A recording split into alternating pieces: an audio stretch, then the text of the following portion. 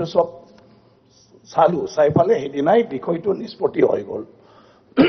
আৰু যিখিনি কথা আপুনি মানে ইয়াত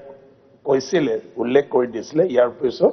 এক্সপানশ্যনৰ কাৰণে ডেপুটি স্পিকাৰে তাত নিৰ্দেশ দিলে আৰু সেই একৰ্ডিংলি এতিয়া চব এইটো এক্সপান্ড কৰা হৈ গ'ল সেইবোৰ ৱৰ্ডছ আৰু নাই এই শব্দবোৰ আমাৰ ৰেকৰ্ডত নাই গতিকে সেইখিনি সব কৰা হৈ গ'ল তো ভৱিষ্যতত এইটোৱে মই ৰূপজ্যোতি ডাঙৰীয়াকো কৈছো কি ভৱিষ্যতে যাতে তেনেকুৱা ধৰণৰ মানে কেতিয়াও মানে বিহেভ নকৰে এইটো মই মানে তেখেতক কৈছো সদনত আৰু আমাৰ সদনৰ প্ৰতিজন সদস্যকো মই অনুৰোধ কৰিছো সবে যাতে সদনৰ মৰ্যাদাটো আমি ৰাখো তেনেকুৱা ধৰণৰ নিজৰ মাজত কিছুমান মিছবিহেভ বিলাক যাতে আমি নকৰো আৰু বিভিন্ন কথা বাৰ্তাবিলাক আমি যুক্তি সহকাৰে ইয়াত দাঙি ধৰিব পাৰিব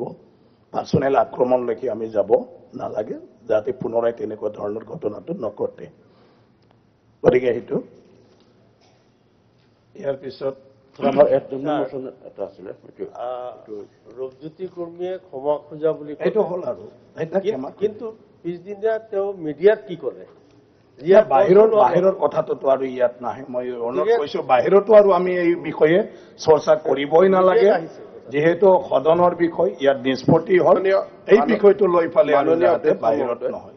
ৰূপজ্যোতি কৰ্মী ডাঙৰীয়াৰ যেতিয়া বিষয়টো হৈছে ভাৰতীয় জনতা পাৰ্টিৰ সভাপতিও ইয়াক অফিচিয়েলি আমি কণ্ডেম কৰিছে আৰু ময়ো ৰূপজ্যোতি কৰ্মী ডাঙৰীয়াক বিষয়টোত ক্ষমা খুজিবৰ বাবে অনুৰোধ কৰিছিলোঁ আৰু তেওঁ ক্ষমাও খুজিছে এটা দুটা কথা সেনসিটিভ কথা আমি মনত ৰখা উচিত হ'ব আৰু বিষয়বিলাকৰ সন্দৰ্ভত যদি কেতিয়াবা প্ৰসংগটোৰ পৰা আঁতৰি যায় এটা কথা ধৰি থকা হয়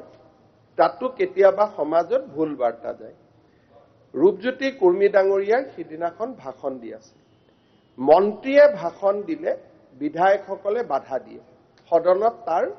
প্ৰক্ৰিয়া আছে উদাহৰণ আছে এজন সতীৰ্থ বিধায়কে ভাষণ দিলে আন এজন বিধায়কে তেওঁক ইৰিটেট কৰি থকা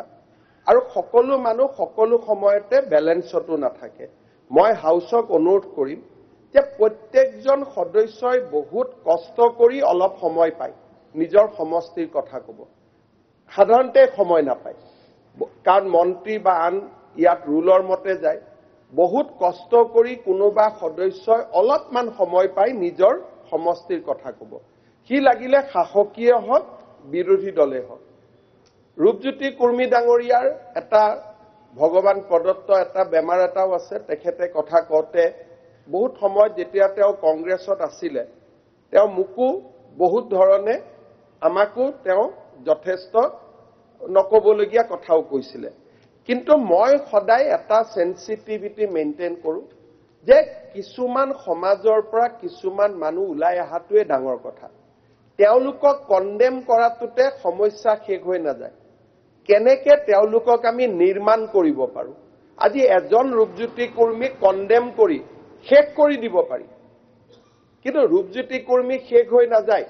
ৰূপজ্যোতি কৰ্মীৰ লগে লগে এটা জনগোষ্ঠীৰ মুক্ত কণ্ঠ এটাও নোহোৱা হৈ যাব মই সেইকাৰণে বিচাৰো যে বিৰোধী দলপতি ডাঙৰীয়াকো মই আহ্বান জনাম যে ৰূপজ্যোতি কৰ্মীক যিমানে দাবাই কুচাই আমি ইয়াক শেষ কৰি দিব পাৰো 125 জনে মিলি কিন্তু ৰূপজ্যোতি কৰ্মীতেতো বিষয়টো শেষ হৈ নাযায় তেওঁ এটা নিপীড়িত নিষ্পেষিত জনগোষ্ঠী এটাক প্ৰতিনিধিত্ব কৰে 5টা মিনিট সময় পাইছিল তেওঁ কথা কৈ থাকোতে যদি ভিডিঅ' চোৱাৰে কথা হয় যি দুজন বিধায়কে তেওঁক বাৰে বাৰে কাটি আছিলে তেওঁক ৰাস্তাৰ কথা খুধাৰ কি প্ৰয়োজন আছিল যদি ধোদৰ আলি বেয়া আছে তাৰ দায়িত্ব মোৰ আজি বহুত সমষ্টিৰ আজি মই আমিনুল ইছলাম ডাঙৰীয়াৰ কথা কওঁ মানকাছাৰ ৰাস্তা আপোনাৰ বেয়া তাৰ কাৰণে যদি মই আপোনাক কেশৱ মহন্ত বা নৱদলে আপোনাক সমালোচনা কৰে আপুনি কি উত্তৰ দিব আপুনিতো মন্ত্ৰীও নহয় আমাৰ বহুত সমষ্টিৰ ৰাইজৰ সমষ্টিৰ ৰাস্তা বেয়া বিধায়কজনে কি কৰিব বিধায়কজনে হাউসত আহি উত্থাপনে কৰিব আজি মানকাছাৰত যোৱা ৰাস্তাটো বেয়া বুলি আমিনুল ইছলাম ডাঙৰীয়াই ভাষণ দিওতে সবে যদি তেওঁক টিটকাৰি মাৰি থাকে আপোনাৰ এইটো ৰাস্তা কি হ'ল আপোনাৰ এইটো ৰাস্তা কি হ'ল আপোনাৰটো ইৰিটেট লাগিব এফালে ৰাস্তাটো কৰিব পৰা নাই বিধায়ক হৈ আছো আৰু লগত মোক এক্সপ'জ কৰি আছে এইটো মন্ত্ৰীক কওক ধোদৰ আলি বেয়া হৈ আছে তাৰ সম্পূৰ্ণ দায়িত্ব মন্ত্ৰী হিচাপে মোৰ ৰূপজ্যোতি কুৰ্মীয়ে কি কৰিব বেচাৰাইটো দিনে ৰাতিয়ে ৰাস্তাটোৰ কাৰণে মোৰ লগত কাজিয়া কৰি থাকে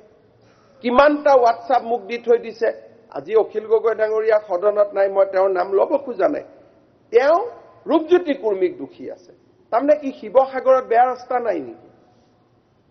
তেওঁ শিৱসাগৰৰ বিধায়ক শিৱসাগৰৰ ৰাস্তাৰ কথা ক'ব লাগে যদি বিধায়কসকলে বিধায়কৰ মাজত সুসম্পৰ্ক ৰক্ষা কৰি নাথাকে আমাৰ সমাজখন গৈ থাকিব তললৈকে সেইকাৰণে মই সদনক আহ্বান জনাম যে সমষ্টিটোৰ উন্নতি নোহোৱাৰ কাৰণে অহাকালি ইলেকশ্যনো আছে বিধায়কক গালি পাৰি কি হ'ব যিমানটো টকা পইচা আছে চৰকাৰে কৰিব কিন্তু মৰিয়নিত ইলেকশ্যন কোনবাই উঠিব সেইকাৰণে ৰূপজ্যোতি কুৰ্মীক আমি এক্সপ'জ কৰা কামটো ইয়াৰ পৰাই আৰম্ভ কৰিম তেতিয়া আপোনালোকে চিন্তা কৰক চেয়াৰমান আলীৰ সমষ্টিত কিমান ৰাস্তা বেয়া হৈ আছে আমিনুল ইছলামৰ সমষ্টিত কিমান ৰাস্তা বেয়া হৈ আছে গতিকে সিদিনাখনৰ যিটো ঘটনা হৈছে আমি সকলোৱে ৰূপজ্যোতি কুৰ্মীক কণ্ডেম কৰিছোঁ মোৰ পাৰ্টিয়েও কৰিছে ময়ো কৰিছোঁ কিন্তু আমাৰ নিয়মে আছে এডাল গছ যদি কিবা কাৰণত হালি যায় তাক চবেই আৰম্ভ কৰে মই ভাবোঁ এটা পৰ্যায়ৰ পিছত আৰু সেইটো ঠিক নহয় সেইটো জেওৰালৈ আহিবলগীয়া ঘটনা নহয় মই কাৰণে আপোনালোকক বহল হৃদয় দেখুৱাবলৈ অনুৰোধ কৰিম এজন ৰূপজ্যোতি কুৰ্মীক মই দেখিছোঁ যিসকলে চাহ জনগোষ্ঠীৰ মৰ্ম বেদনা বুজি নাপায় তেনেকুৱা আমাৰ বহুত ছ'চিয়েল মাধ্যমত লিখা মানুহেও ৰূপজ্যোতি কুৰ্মীক মাৰি খুপনি চেচ কৰি দিছে জীৱনত ৰূপজ্যোতি কুৰ্মীয়ে মোক যিমান বেয়াকৈ কৈছে সেই মঞ্চৰ পৰা দেৱব্ৰত শইকীয়াই বিৰোধী দলপতি আছিল তেতিয়াতো কোনেও কোৱা নাই ৰূপজ্যোতি কুৰ্মীক যে আপুনি এইবোৰ নক'ব বুলি কিন্তু আজি মই ৰূপজ্যোতি কুৰ্মীক কৈছোঁ যে হয় আপোনাৰ ডাঙৰ দায়িত্ব আছে এটা জনগোষ্ঠীক প্ৰতিনিধিত্ব কৰিছে আৰু আপোনালোকক কণ্ডেম কৰি বাগৰাই দিয়া ৰাস্তাত মানুহ বহুত পাব আপোনালোকে যদি অকণমানো ভুল কৰে সমাজে আপোনালোকক স্বীকাৰ নকৰিব কাৰণ এই সমাজখনে চাহ জনগোষ্ঠীৰ লোকক ইমান দিন ন্যায় দিয়া নাছিল আমিয়ে ন্যায় দিয়া নাছিলোঁ চাহ জনগোষ্ঠীৰ জুমুৰ গুৱাহাটীলৈ আহিবলৈ ৭৫ বছৰ সময় ল'লে এই জনগোষ্ঠীটো কোনেও ন্যায় দিয়া নাছিল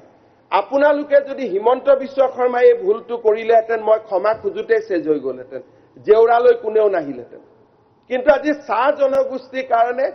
দবাবৰ কাৰণেও এটা চক্ৰান্ত চলে সেইকাৰণে মই ৰূপজ্যোতি কুৰ্মীক ভাতৃ হিচাপে সদনৰ সদস্য হিচাপে মই আহ্বান জনাম যে আপুনি আৰু সংযমী হওক কাৰণ আপোনালোকৰ ওপৰত বহুত মানুহে আশাৰে বাট চাই আছে এটা নিপীড়িত জনগোষ্ঠীক আপোনালোকে প্ৰতিনিধিত্ব কৰে মই বিৰোধী দলপতি ডাঙৰীয়াকো আহ্বান জনাম যে বিষয়টো আমি দলে ইয়াত দুখ প্ৰকাশ কৰিছোঁ সংসদক এটা পৰ্যায়ৰ তললৈকে যাব দিয়াৰ আমি কোনো পক্ষপাতি নহয় মই সদনৰ নেতা হিচাপে ইয়াত ক্ষমা প্ৰাৰ্থনা কৰিছোঁ যে বিষয়টো এটা পৰ্যায়ৰ বাহিৰত যাব দিয়া উচিত নাছিল সদনত সিদিনাখন মই থাকিলে হয়তো ইমান দূৰলৈকে নগ'লহেঁতেন কিন্তু এই বিষয়বিলাকক লৈ একেবাৰে মানুহজনক প্ৰিভিলেজ আনি কণ্ডেম কৰি হাউচৰ পৰা উলিয়াই দিয়া ইমান দূৰলৈকে যোৱাটোৱে তাত অলপ চভেনিজিমৰ এলিমেণ্ট এটাও ক'ৰবাত মানুহে দেখা পাব সেই জনগোষ্ঠীটোৱে বেয়া পাব যে ক্ষমা খোজাৰ পিছতো কিয় ইমান লাগি আছে সেইকাৰণে মই বিষয়টো ইমানতে সামৰণি মাৰিবলৈ অধ্যক্ষ মহোদয়ক অনুৰোধ কৰিছোঁ